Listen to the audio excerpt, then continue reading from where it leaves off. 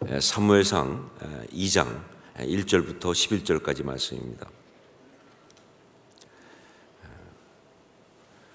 매일매일 주신 말씀이기 때문에 좀 길더라도 그 말씀을 전체를 다 아침마다 함께 읽기를 원합니다. 한 절씩 우리 교독하도록 하겠습니다.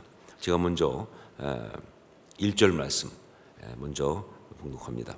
한나가 기도하여 이르되 내 마음이 여호와로 말미암아 즐거워하며 내 뿔이 여호와로 말미암아 높아졌으며 내 입이 내 원수들을 향하여 크게 열렸으니 이는 내가 주의 구원으로 말미암아 기뻐함이니이다. 여호와 같이 거룩하신 이가 없으시니 이는 주밖에 다른 이가 없고 우리 하나님 같은 반석도 없으심이니이다. 심히 교만한 말을 다시 하지 말 것이며 오만한 말을 너희 입에서 내지 말지어다. 여호와는 지식의 하나님이시라 행동을 달아보시느니라. 용사의 활은 꺾이고 넘어진 자는 힘으로 뒤를 뒤도다. 풍족하던 자들은 양식을 위하여 품을 팔고 줄이던 자들은 다시 줄이지 아니하도다. 전에 임신하지 못하던 자는 7을 낳았고 많은 자녀를 둔 자는 쇠약하도다.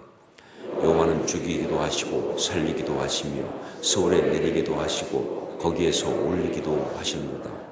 여호와는 가난하게도 하시고 부하게도 하시며 낮추기도 하시고 높이기도 하시던도다. 가난한 자를 진토에서 일으키시며 온 자를 거름더미에서 올리사 귀족들과 함께 하시며 영광의 자리를 차지하게 하시는도다. 땅의 기둥들은 여호와의 것이라 여호와께서 세계를 그것들 위에 세우셨도다. 그가 그의 거룩한 자들의 발을 지키실 것이요 악인들을 흑암 중에서 잠잠하게 하시리니 힘으로는 이길 사람이 없음이로다. 여호와를 대적하는 자는 산산이 깨어질 것이라 하늘에서 우레로 그들을 치시리로다. 여호와께서 땅끝까지 심판을 내리시고 자기 왕에게 힘을 주시며 자기의 기름 부음을 받은 자의 뿔을 높이시리로다 하니라. 11절 같이 읽습니다. 엘가나는 라마의 자기 집으로 돌아가고 그 아이는 제사장 엘리 앞에서 여호와를 섬기느니라. 아멘. 여러분, 우리가 이렇게 여러 가지 광고를 보게 되면 그 광고 가운데서 우리의 눈길을 확 끄는 그런 광고가 있는데 그게 바로 뭐냐면 before, after 대조입니다.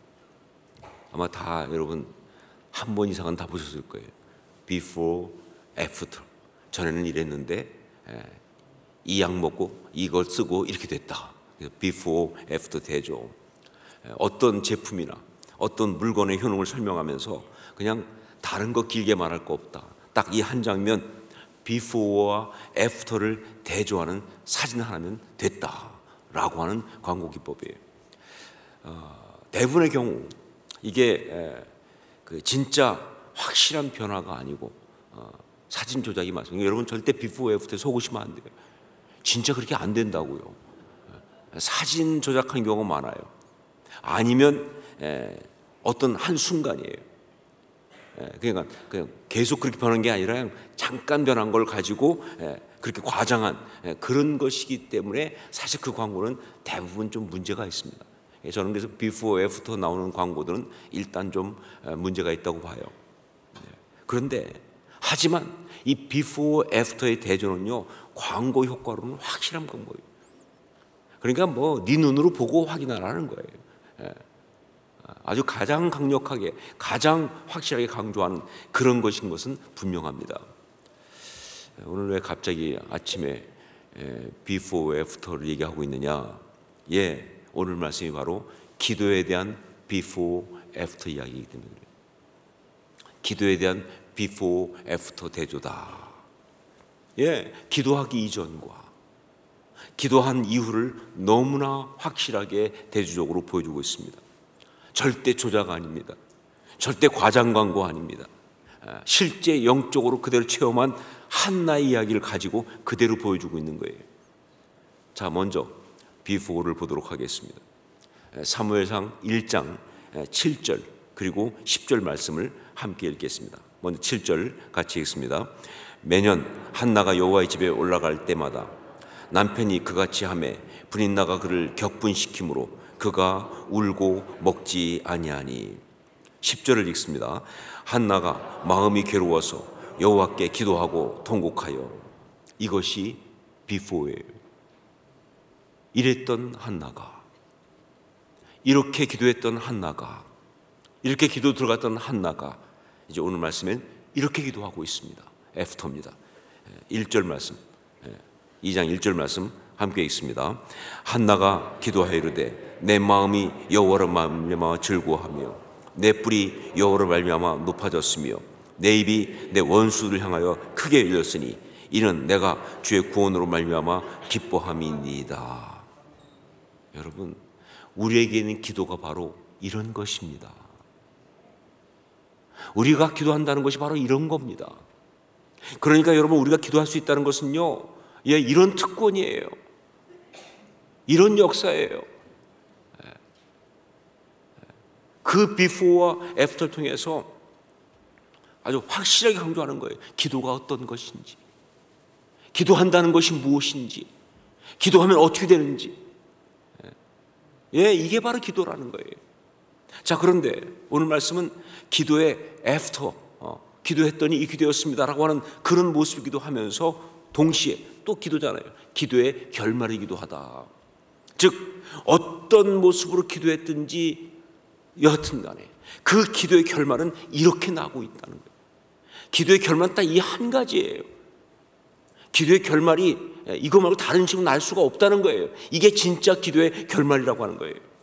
여러분, 그렇습니다. 진정한 기도는 바로 이런 결말로 가게 되어 있습니다. 너무 힘들어서 부르짖을 힘도 없이 정말 신음처럼 그렇게 올려드린 기도라 할지라도, 그것이 기도라고 한다면, 그렇게 기도하기 시작했다 할지라도 그 기도의 결말은 뭐냐? 이렇게 기도한다는 거예요. 내 영혼이 영원하여 기쁨과 즐거움에 가득 찬.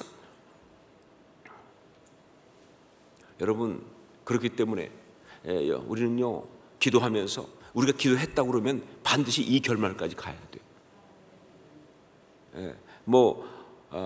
기도하다가 그냥 중간에 그 아픈 마음 그냥 가지고 일어서는 건 그건 기도가 아니에요.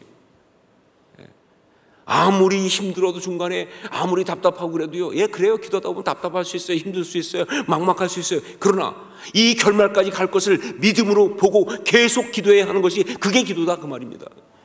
기도는 그런 거예요. 그래서 성경 말씀이 오늘 우리에게 이렇게 이 before after를 보여주고 있는 거예요.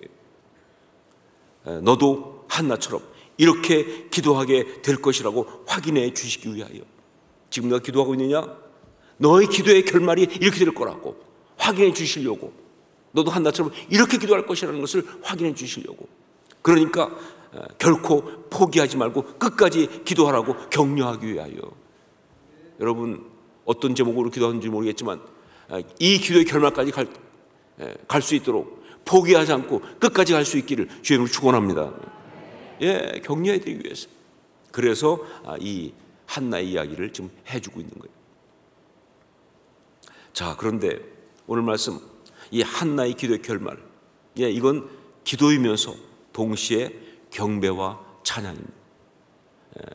우리가 읽은 이 사무엘상 2장 1절부터 10절까지 나오는 건 한나의 노래인데 한나의 경배와 찬양이에요. 이 점을 또한 우리가 주목할 필요가 있어요. 그렇습니다. 한나는 처음에 스스로 감당할 수 없는 고통 때문에 말이죠, 하나님 앞에 나가서 자기의 심정을 그야말로 쏟아놓았습니다. 신음처럼 쏟아놓았습니다. 아픔에 울부짖고 고통에 신음했습니다. 솔직히 뭘 어떻게 해달라라고 간구하기보다는요, 그냥 하나님 앞에 그냥 나 아프다고, 나 힘들다고, 하나님 어떻게 좀 해주세요, 그렇게 그냥 호소했을 뿐입니다. 자신의 아픔을, 자신의 비참함을 그냥 하나님께 그대로 올려드린 거예요. 자, 그런데 하지만 그게 기도니까, 그러니까 그 기도의 결과 결국 어떻게 했느냐? 이렇게 경배와 찬양을 부르게 되었다, 하나님 앞에서. 아파서 나갔는데, 자기 신음 호소하러 나갔는데 그 하나님 앞에, 그런데 결론이 뭐냐? 하나님께 앞에서 경배와 찬양을 부르게 되었다 하는 거예요. 여러분, 이게 바로 기도의 당연한 프로세스예요. 수순입니다. 어떻게 들어갔든 부르짖음으로 들어갔다가 경배와 찬양으로 나오는 거예요. 이게 기도예요. 부르짖음으로 들어가서 경배와 찬양으로 나온다. 여러분, 경배와 찬양, 어제도 우리 수요예배 많은 분들이 오셔서 같이 정말 찬양 함께 하면서 같이 은혜 나누셨지만, 사실 경배와 찬양은 좀 독특한 그런 그 개념이었습니다. 사실 뭐 특별할 게 없는데, 그러니까 찬양하면서 하나님을 예배한다, 경배한다 라고 하는 개념에서 경배와 찬양이에요. 그러니까 경배로서의 찬양이죠. 근데 그게 왜 나왔냐면 그 이전에 이제 있었던 찬양이 소위 가스펠송, 그러니까 복음송이라는 게 있잖아요. 복음송은 원래 시작은 전도송입니다. 복음을 전하기 위해서 믿지 않는 사람을 대상으로 그 사람들한테 이제 하나님의 그 복음을 전하기 위해서 쭉 간증, 주로 간증의 내용이 많았고요. 그러면서 이 전도하는, 그래서 생키가 그 무디 집회했던 생키가 가장 유명하죠. 그런데 언제부터 어떤 운동이 시작되면 그게 아니고 그러니까 복음을 전하는, 전도하는 것이 아니라 하나님을 예배하는, 하나님을 높여드리는 그러한 찬양을 드리는 운동이 시작됐어요. 그게 경배와 찬양 운동이에요. 그러니까 원래 있었죠. 그런데 특별히 그 점을 강조하기 시작합니다. 그래서 하여간 하나님을 높여드리는, 하나님 예배하는 그런 것이, 그게 바로 경배와 찬양인데, 그런데 이 경배와 찬양은요, 저도 이제 그 경배와 찬양을 접하면서 그때 그 은혜를 그렇게 받았지만, 정말 인간이 가장 아름답고 행복한 순간이 되는 축복이에요. 다른 어떤 것보다도 말이죠. 아니, 하나님을 이렇게 높여드린다는 게 뭐 하나님이 뭐 높임을 못 받아서 무슨 뭐 아쉬운 분도 아니고. 근데 왜 그게 중요하냐면요, 그렇게 하나님을 온전히 높여드리고 하나님을 예배할 그 순간에 누가 가장 아름다우냐? 하나님이 아니라 내가 아름다워. 왜냐하면 그 순간 나는 하나님의 형상이거든요. 하나님 나를 처음 지으셨던 그 모습 그대로, 죄로 오염된 모습 아닙니다. 삶에 망가진 모습 아닙니다. 하나님이 당신의 형상대로 지으신 바로 그 모습으로 서 있는 거예요. 예배하는 순간, 하나님을 찬양하는 순간, 정말 그 찬양하는 사람은요, 그렇게 아름다울 수 있는 거예요. 가장 행복한 거예요. 그래서 경배와 찬양이 이게 그렇게 은혜가 되는 거예요. 아니, 사랑하는 나의 아버지 이름 높여드립니다. 왕이신 나의 하나님, 내가 주를 높이고. 아니, 그게 뭐가 그렇게 엄청난 은혜가 됩니까? 아니, 누가 몰라 하나님 왕이신 거? 누가 몰라? 그런데 그 순간에 새삼스럽게 내가 정말 하나님 형상으로 바뀌는 거예요. 실패한 사람 아니에요. 사업 망한 사람 아닙니다. 대학 떨어진 사람 아닙니다. 이런저런 병 걸린 사람 아니에요. 하나님의 형상대로 지음받은 그 사람입니다. 그래서 경배찬이 기가 막힌 거예요. 그래서 경배찬양 보면요, 주로 하나님에 대하여 찬양합니다. 경배찬양은 그 테마가 물론 여러 가지 뭐 다른 것도 다 들어가기도 하지만 주된 게 뭐냐? 하나님에 대하여, 우리 하나님은 어떤 분이시냐 하는 하나님에 대한 찬양을 하는데, 세 가지를 보통 찬양하죠. 하나가 뭐냐면 하나님 주권입니다. 하나님의 통치를 선포하는 거예요. 주님이 다스리신다. 주님은 왕이시다. 하나님은 온 세상을 통치하신 분이시다. 여기 한나의 이 찬양에도 나오지 않습니까? 땅의 모든 걸 다 지으셨고 다스리신다. 하나님의 주권을 선포하고 노래하는. 그 다음에 두 번째는 하나님의 성품입니다. 좋으신 하나님, 신실하신 하나님, 사랑이 많으신 하나님, 오래 참으신 하나님, 뭐 하나님의 그 성품을 막 찬양합니다. 하나님이 얼마나 좋으신 분이고, 얼마나 사랑하신 분이고, 얼마나 신실하신지, 실수가 없으신 하나님, 하나님 성품을 찬양합니다. 그리고 세 번째는 하나님이 행하신 구원의 역사를 찬양합니다. 하나님이 행하신 구원의 역사, 어떤 일을 행하셨는지, 어떤 역사를 행하셨는지, 특히 나에게. 이런 면에서 가스펠송하고도 만나죠. 내게 행하신 하나님의 구원의 역사니까. 그래서 복음송하고도 여기서 만나요, 사실. 자, 그런데 이 중에서 기도의 결말로서 경배창이 나오는 것은요, 어떤 거냐? 뭐 세 가지 다 나올 수 있지만 바로 세 번째, 하나님이 행하신 구원의 역사, 이것을 가장 많이 다뤄요.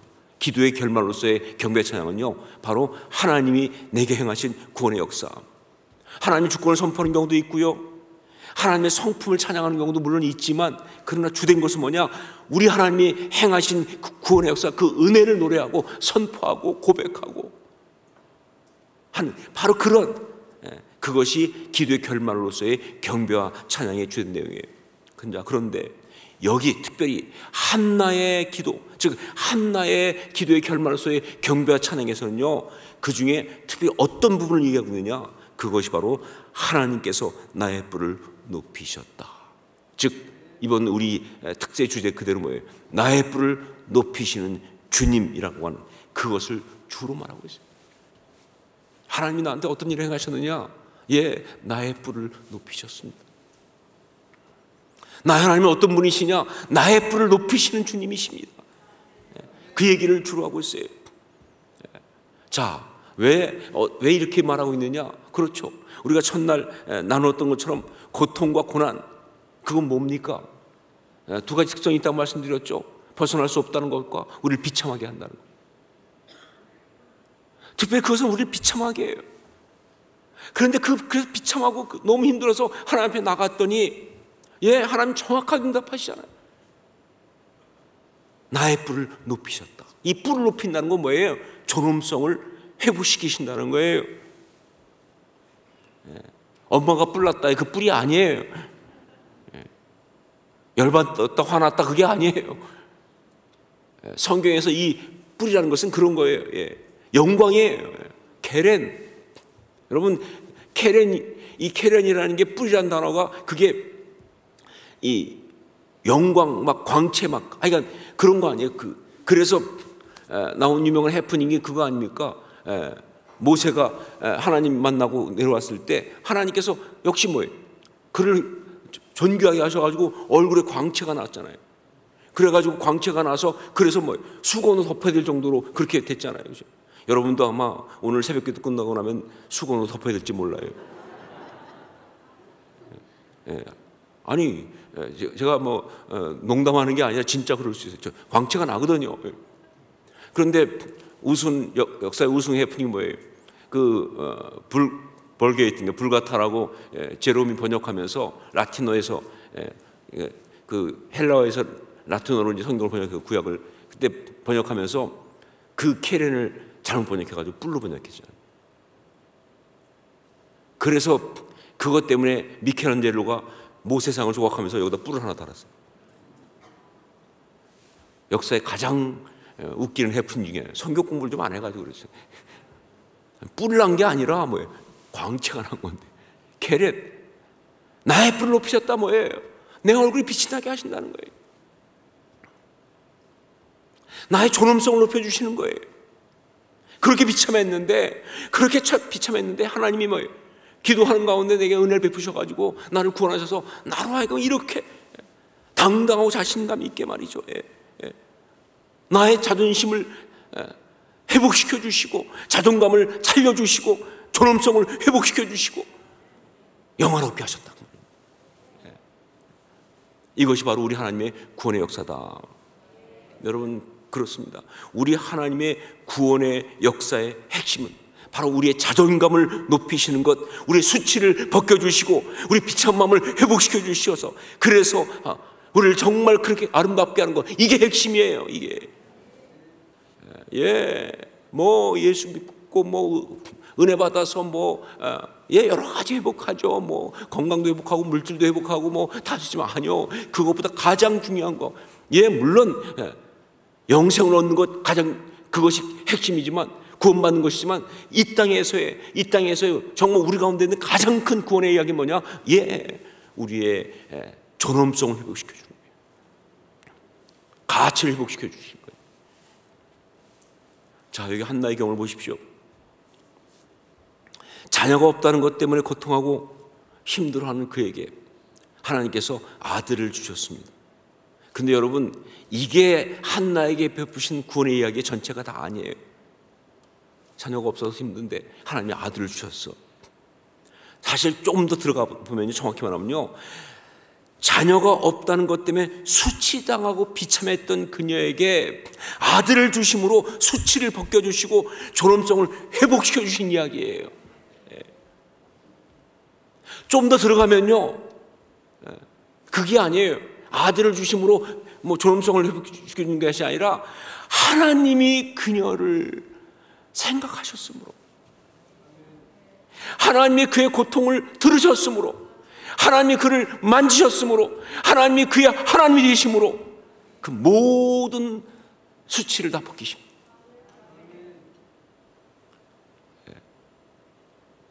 예. 그래서 여기 보니까 뭐라고 되어 있습니까? 모든 대적 원수의 입을 부끄럽게 하셨다, 그런 표현을 쓰잖아요. 예. 하나님이, 왜 다들 그 말했거든요? 하나님께 버림받은 거예요. 하나님이 쟤 버렸어. 무슨 소리냐는 거예요. 하나님이 이렇게 나와 함께 하시는데, 하나님이 나의 삶을 간섭하셨는데, 하나님께서 나의 고통을 들으셨는데, 이 자체가 이게 바로 하나님의 응답, 구원의 역사예요. 지금도 마찬가지입니다. 여러분, 지금도 우리를 향한 하나님의 구원의 역사는 동일합니다. 우리가 어떤 간구를 드리고 있든지 그 기도에 응답하셔서 우리를 구원하실 텐데, 예, 그 가장 그 응답의 핵심은 뭐냐? 은혜의 핵심 바로 뭐냐? 예, 우리의 뿔을 높이시는 역사다 하는 거예요. 우리가 정말 뭐 경제적인 어떤 문제를 기도할 수 있습니다. 건강의 어떤 회복이나 자녀의 성공이나 뭐 이런 것들을 막 기도할 수 있어요. 예, 하나님은 그거 응답하시죠. 응답하기 원하시죠. 왜? 우리 아버지시니까, 우리한테 그게 필요하고 그것이 우리를 행복하게 하는 것인 줄 아니까 주세요. 그러나 그 모든 걸 응답하실 때 하나님의 진정한 어떤 그런 응답의 비밀은 뭐냐? 그걸 통해서 우리의 존엄성을 높이시는 거예요. 뿔을 높이시는 거예요. 그게 아니라면 그 응답은 잘못된 응답이에요. 그렇기 때문에 때때로 우리가 그렇게 원하지만 안 주실 수 있어요.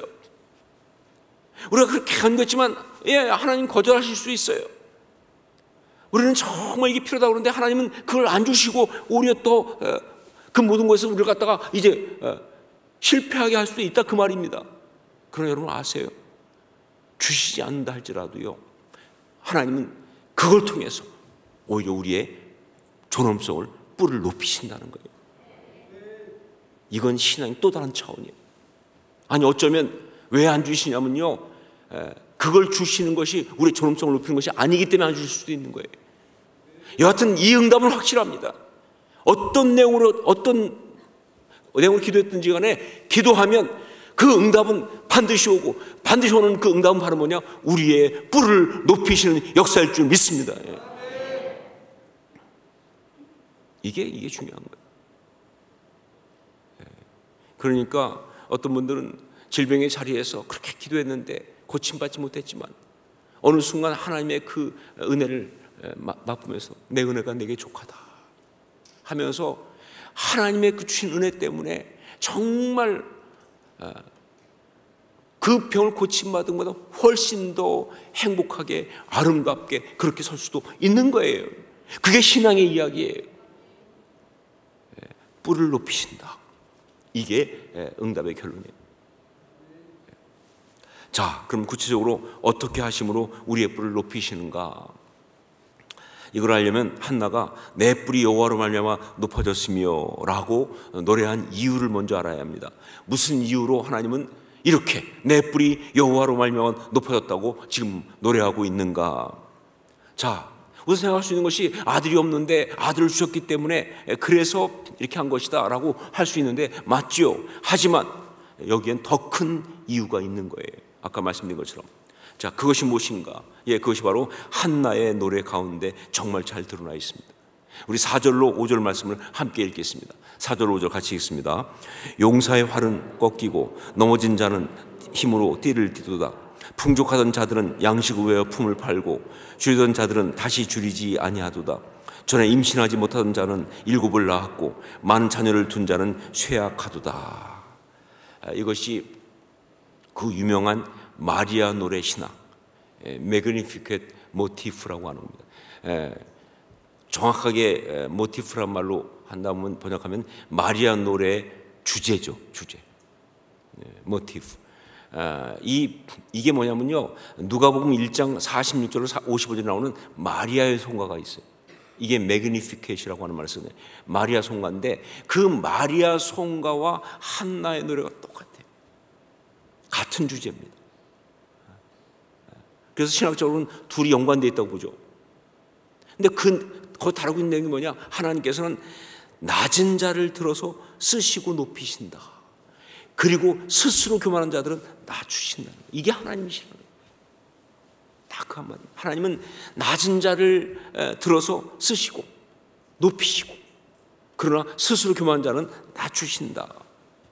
그럼 결국 한나의 뿔이 높아진 이유는 다른 것이 아니라 하나님 앞에 자기의 이 고통과 수치, 이 낮음을, 이걸 하나님께 올려드렸더니 하나님께서 그 낮은 자기를 갖다가 치유하시고 회복하시면서 자기 삶 속에서 역사하신 바로 그 사실, 그러니까 무엇을 이루고 뭘 성공하고 뭐 이런 것이 아니라 하나님이 나를 쓰셨다는 것, 하나님이 내 삶에 간섭하셨다는 것, 하나님 손길이 나한테 머물렀다는 것, 바로 이것 자체가, 하나님 자기를 사용하셨다는 것, 이것 자체가 정말 세상 어떤 것과 비교할 수 없이 나를 존귀하게 만드는 거예요. 여러분, 그렇습니다. 우리 인생에서 하나님이 내 인생을 사용하신다면, 아니 뭐 사용하실 것도 없어요. 하나님이 우리 인생 가운데 개입하신다면 그것보다 존귀한 이유 어디 있습니까? 말씀인 것은 그게 바로 하나님의 형상 아니에요. 하나님이 내 심령에 개입하시고, 하나님이 내 삶에 개입하시고, 하나님이 내 삶을 인도하신다면 그것보다 더 영광스러운 일이 어디 있냐, 그 말이에요. 여러분, 성경에 나오고 있지만 가장 존귀한 사람을 뭐라고 부르는 줄 아세요? 사람이 손댈 수 없는, 범접할 수 없는 그런 어떤 이 권위, 존엄성 있는 사람을 뭐라고 부르는 줄 아세요? 하나님의 사람이라고 부르는 겁니다.